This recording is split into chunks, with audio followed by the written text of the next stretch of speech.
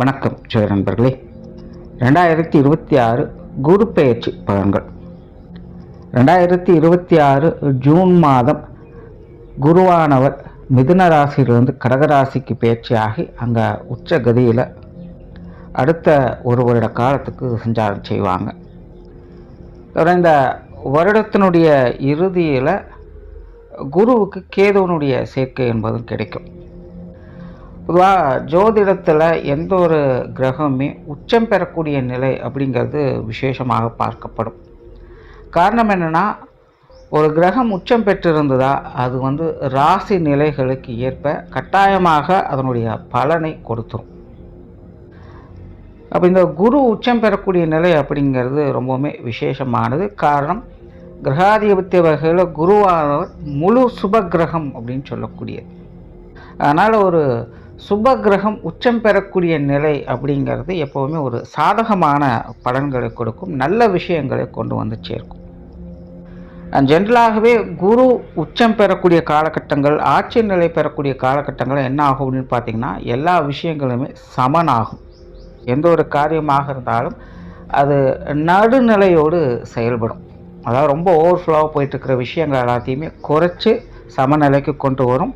ரொம்ப அடிமட்டத்தில் இருக்கக்கூடிய விஷயங்கள் எல்லாத்தையுமே டெவலப் பண்ணி அதையும் ஒரு சமநிலைக்கு அது கொண்டு வந்து சேர்க்கும். ஸோ இப்படி எல்லா விஷயங்களையுமே நிறைக்குறைகளுக்கு தகுந்த மாதிரி அதை சமன்படுத்தும், பண்படுத்தும்னு சொல்லலாம். ஆனால் இந்த குருனுடைய நிலையானது இந்த அராஜக விஷயங்களையும் கொஞ்சம் கட்டுப்படுத்தவே செய்யும்.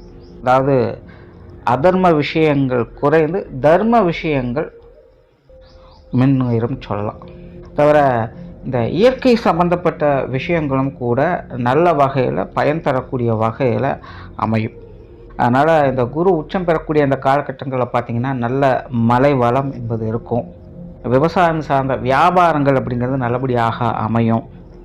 ஆன்மீகம், அறிவியல், கல்வி ரீதியான விஷயங்கள், வித்வத்தன்மை பலம் பெறக்கூடிய நிலைகள், குழந்தைகளுடைய முன்னேற்றம் சார்ந்த விஷயங்கள், சொத்து சுகங்கள் சம்பந்தப்பட்ட விஷயங்கள், பொருளாதார நிலைகள், இது எல்லாமே பார்த்திங்கன்னா ஒரு சீரான நிலைகளுக்கு அது மாற ஆரம்பிக்கும். அதாவது எந்த ஒரு நிறை குறையும் இல்லாத அமைதியான சுமூகமான நிலைகள் எதுவோ அந்த நிலைகளுக்கு கொண்டு சேர்க்கும். அதற்கான வழிகளை இந்த காலகட்டம் காமிக்கும். சுருக்கமாக சொன்னால், ஒரு பீஸ்ஃபுல்லான லைஃபுக்கு என்ன தேவையோ அந்த விஷயங்கள் இந்த காலகட்டங்களில் மேலோங்கும் அப்படின்னு சொல்லலாம். பொருளாதாரம் அப்படின்னு சொல்லும்போது இப்போது தங்கம் அப்படிங்கிறது ரொம்ப ட்ரெண்டிங்காக இருக்குது. ரொம்ப நாளுக்கு நாள் உயர்ந்துக்கிட்டே இருக்குதுன்னு சொல்லிகிட்டு இருக்குது. நிறைய பேர் தங்கம் விலை அப்படிங்கிறது உயரும் அப்படின்னு சொல்லிகிட்டு இருக்காங்க. ஆனால் நான் இந்த வருட பலன்களையும் சரி, இதற்கு முன்னாடி போட்ட சனிப்பெயர்ச்சி பலன்களையும் சரி, தங்க நிலை அப்படிங்கிறது கரெக்ஷன் ஆகும் தான் சொல்கிறேன். குறிப்பாக இந்த வருட கடைசி வரைக்கும் பார்த்திங்கன்னா தங்கத்தினுடைய விலை கொஞ்சம் குறைஞ்சிட்டு தான் வரும். பெரிய அளவில் மேலே போகிறதுக்கு வாய்ப்பு இல்லை. இந்த கேதுவனுடைய சேர்க்கையெல்லாம் குரு கிராஸ் பண்ணதுக்கு அப்புறமா தங்கத்தில் சிறு சிறுதாக முதலீடு பண்ணுங்கள். அது உங்களுக்கு லாங் டேர்மில் ஒரு நல்ல அசட்டாக அமையும். இப்போதைய நிலையில் வெயிட் பண்ணுறது தான் நல்லது. அதை தான் கிரகங்கள் சொல்லுது. ஸோ பொதுவான வகையில் இந்த குருவனுடைய அமைப்பானது எல்லா விஷயங்களையுமே ஒரு சமச்சீரான வகையில் செயல்படும்னு சொல்லலாம். இனி மேற்கொண்டு உங்களுடைய ராசி மற்றும் லக்னத்துக்கு இது என்ன மாதிரியான பலன்களை கொடுக்குது அப்படிங்கிறத பார்க்கலாம். நீங்கள் சொல்லக்கூடிய விஷயங்கள் எல்லாமே உங்களுடைய ராசிக்கும் பொருந்தும், லக்ன ரீதியாகவும் அது பொருந்தும். மேஷ ராசி மற்றும் மேஷ லக்னம். பொதுவாக மேஷத்தை பொறுத்த வரைக்கும் இந்த குரு பெயர்ச்சி ரொம்பவுமே சிறப்பான பெயர்ச்சி அப்படின்னு சொல்லலாம். ஒரு பக்கம் மேஷத்துக்கு 7.5 சனிங்கிறது நடந்துக்கிட்டு இருக்குது. ஆனாலும் அதனுடைய பாதிப்புகள் பெரிய அளவுக்கு இல்லாத மாதிரி மற்ற கிரகங்கள் உங்களுக்கு சப்போர்ட்ஃபுல்லாக தான் வேலை செஞ்சுக்கிட்டு இருக்குது. அதனால் மேசராசியை பொறுத்த வரைக்கும் 7.5 சனி ஆரம்பித்த காலத்தில் கொஞ்சம் ஸ்ட்ரகிளாக இருப்பாங்க. அதுக்கப்புறம் அப்படி இப்படின்னு எல்லாத்தையுமே சமாளித்து கொஞ்சம் ஸ்டடியாக தான் இருக்காங்க.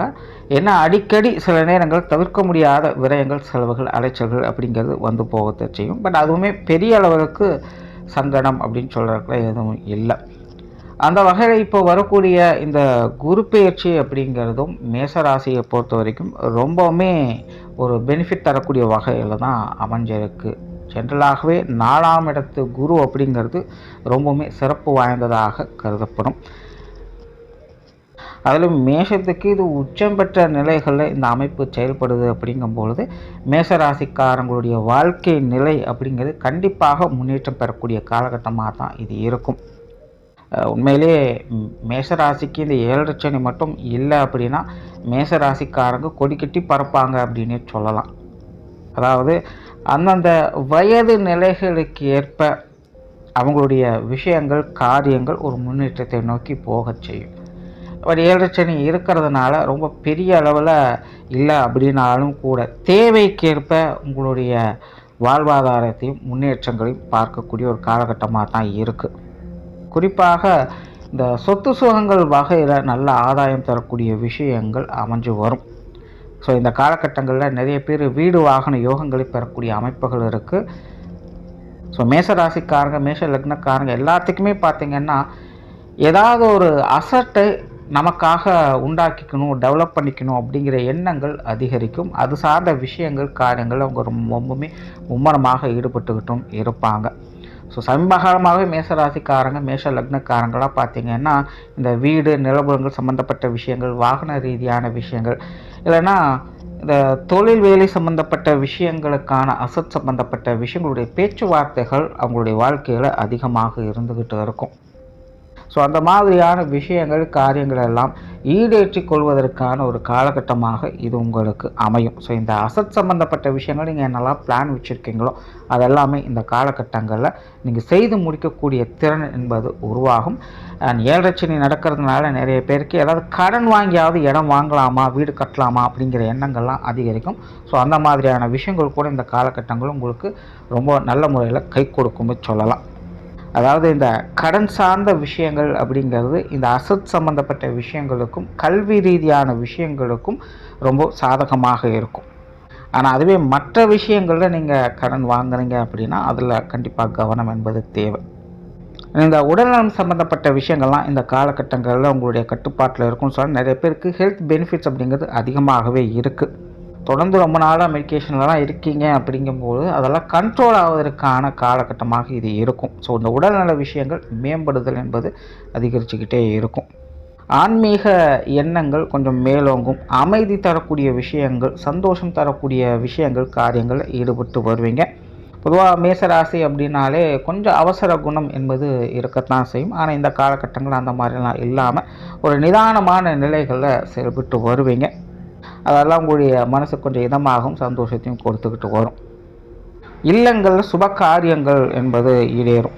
அதிலும் குறிப்பாக குழந்தைகளுக்கான சுப காரியங்கள் அல்லது இந்த வீடு நிலபலங்கள் சம்பந்தப்பட்ட விஷயங்களுக்கான சுப காரியங்கள் அப்படிங்கிறதெல்லாம் இந்த காலகட்டங்கள் ரொம்ப சிறப்பாக இருக்குது. அதே போல் பெற்றோர்களுக்கான சுப காரியங்களும் இந்த காலகட்டங்களில் சாதகமாக இருக்கும். மாணவர்களுக்கு கல்வி வித்தை சம்பந்தப்பட்ட விஷயங்கள் ரொம்பவுமே சாதகமாக இருக்குது. மாணவர்கள் சிறப்பான பலன்களை பெறக்கூடிய ஒரு காலகட்டம். மாணவர்களுடைய எண்ணங்கள் எல்லாமே ஈடேறக்கூடிய ஒரு காலகட்டமாக இருக்கும். ஸோ கல்வி வித்தைகள் உங்களுடைய தேவைகள் என்னவோ அதெல்லாமே உங்களுடைய முயற்சியால் கண்டிப்பாக பார்க்கக்கூடிய ஒரு காலகட்டம் தான் இது. அப்படி 7 சனி நடந்துட்டு இருக்கிறதுனால மாணவர்கள் அப்பப்போ கொஞ்சம் அசால்ட்டாக இருந்துருவாங்க. அதை மட்டும் கொஞ்சம் பார்த்துக்கங்க. மற்றபடி கல்வி வித்தைகளில் கிரகங்கள் உங்களுக்கு ரொம்பவுமே வலுவாகத்தான் இருந்துட்டு வருது. ஸோ மாணவர்களுக்கு ரொம்பவுமே சிறப்பான அமைப்பை இது கொடுக்குது.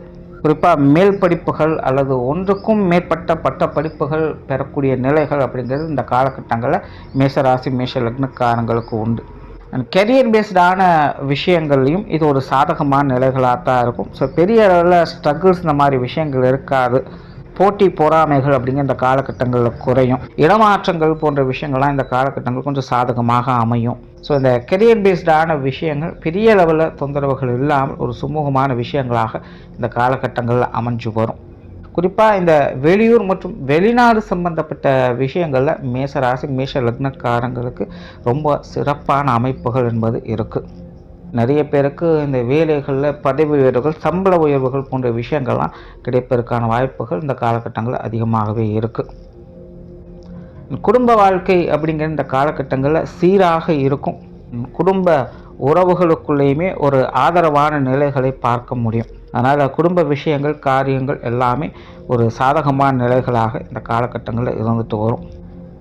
ஸோ ஓவராலாக மேசராசியை பொறுத்த வரைக்கும் இந்த குரு பெயர்ச்சி உங்களுக்கு ஒரு ஃபேவரான பெயர்ச்சியாக தான் இருக்க போகுது. அதனால் அவங்கவுங்க வயது நிலைகளுக்கு ஏற்ப நல்ல முன்னேற்றங்களை பார்க்கக்கூடிய ஒரு காலகட்டமாக இது உங்களுக்கு அமையும். நன்றி, வணக்கம், வாழ்க வளமுடன்.